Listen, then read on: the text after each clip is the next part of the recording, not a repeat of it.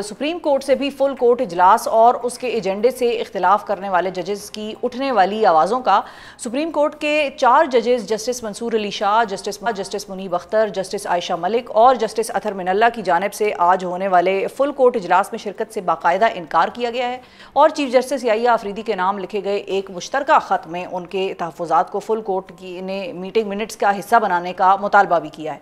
जजेस के मुश्तरका ख़त के मंदरजात के मुताबिक मुश्तरका ख़त में कहा गया है कि इन्हें फुल कोर्ट मीटिंग का ख़त मौसूल हुआ लेकिन वो शरीक नहीं हो सकते क्योंकि सुप्रीम कोर्ट रूल्स मंजूरी के लिए कभी फुल कोर्ट के सामने रखे ही नहीं गए।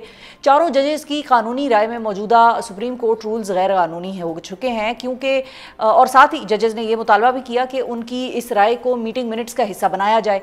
जजेस के मुताबिक उनके तहफ़्फ़ुज़ात दूर होने तक वो फुल कोर्ट मीटिंग का हिस्सा नहीं बन सकते। सुप्रीम कोर्ट जजेस का इख्तिलाफ क्या बता रहा है और ये इख्तिलाफ अदलीम के तासुर को कितना गहरा कर रहा है और इसके अलावा आने वाले दिनों में किस तरफ ये अदलिया के मामलात जाते हुए नजर आ रहे हैं, इस हवाले से गुफ्तगू करने के लिए हमारे साथ मौजूद हैं senior court reporter Saqib Bashir साहब। अस्सलाम वालेकुम साकिब साहब। बहुत शुक्रिया साकिब साहब। सबसे पहले तो ये बताइए कि जो 4 जजेस ने आज फुल कोर्ट इजलास में शिरकत ना करने की वजह बताई है और इसका पस मंज़र जो है टेक्निकली सुप्रीम कोर्ट रूल्स की मंजूरी पर इख्तिलाफ पैदा कैसे हुआ और ये मामला अब कितना डीप जा चुका है अदलिया की तकसीम के हवाले से अगर हम बात करें? अदलिया की तकसीम तो बहुत गहरी हो चुकी है। आप देखें कि इस्लामाबाद हाई कोर्ट में जब इसी तरह फुल कोर्ट का मामला था तो ख़त पे ख़त आ रहे थे।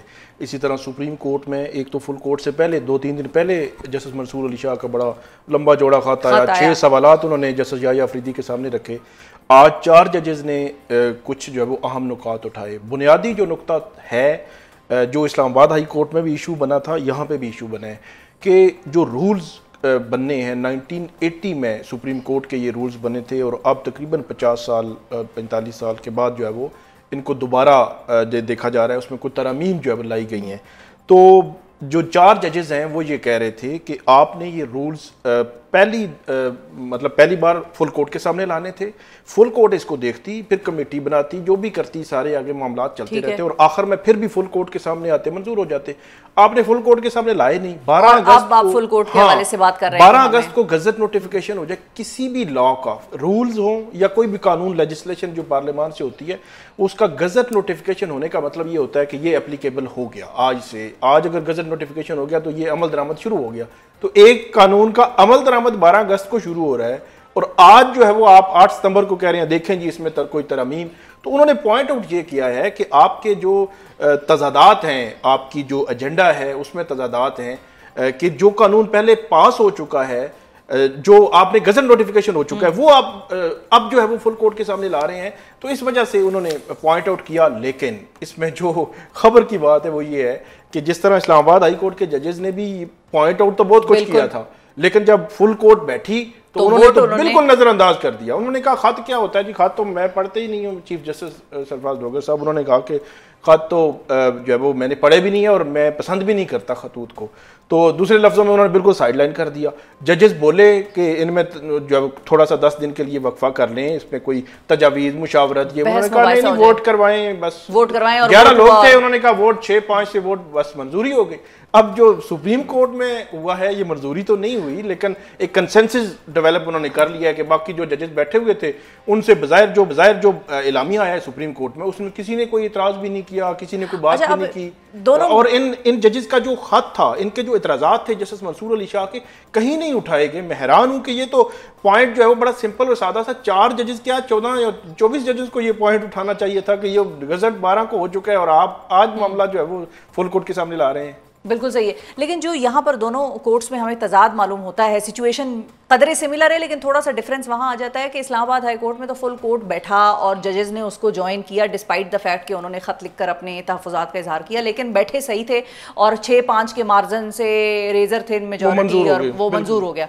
यहाँ पर जजेस बैठे ही नहीं फुल कोर्ट में, इसका क्या मतलब है? अच्छा, बैठे नहीं, वही हम देख रहे थे कि या तो ये है कि लेटर लिख दिया, जो इलामिया आया है, प्रेस रिलीज आई है, उसमें बताया जाता कि इतने ये जजेस थे, ये तो बताया गया ये जजेस थे। ठीक है, उन्होंने कहा यही फुल कोर्ट है, यही सारा कुछ है, कुछ उसमें उसमें ये नहीं कहा गया कि चार जो नहीं बैठे तो उनकी वजह से ये अधूरा है, हम जो है वो इसको मुलतवी कर रहे हैं, बाद में देखेंगे, कोई बात ही नहीं। यानी कि अगर टोटल मिसाल के तौर पे फुल कोर्ट में आप 16 को बिठा सकते थे और 16 में से 4 ने इनकार कर दिया, तो उन्होंने 12 को फुल कोर्ट कह दिया और 4 को नजरअंदाज कर दिया। उन्होंने कहा जी फुल कोर्ट बैठी हुई नहीं आना तो नहीं आए, ना आए, मतलब तो अब इसको फुल कोर्ट इसका इनडायरेक्टली मतलब ये है कि नहीं आना तो ना आए। ठीक है, यानी कि अब जितने बैठ गए, जितने बकाया बैठ गए वो फुल कोर्ट है। और बुनियादी पॉइंट जो आ रहा है हर तरफ से, खास तौर पर सुप्रीम कोर्ट में, हैं चीफ जस्टिस याहिया अफरीदी 26वीं आईनी तरमीम के बेनिफिशरी हैं।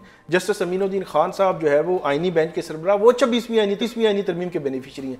वो बार बार कह रहे हैं 26वीं आईनी तरमीम के खिलाफ केस, अक्टूबर 21 को 26वीं आईनी तरमीम आई थी और 26 अक्टूबर तक दरखास्तें आ गई थी।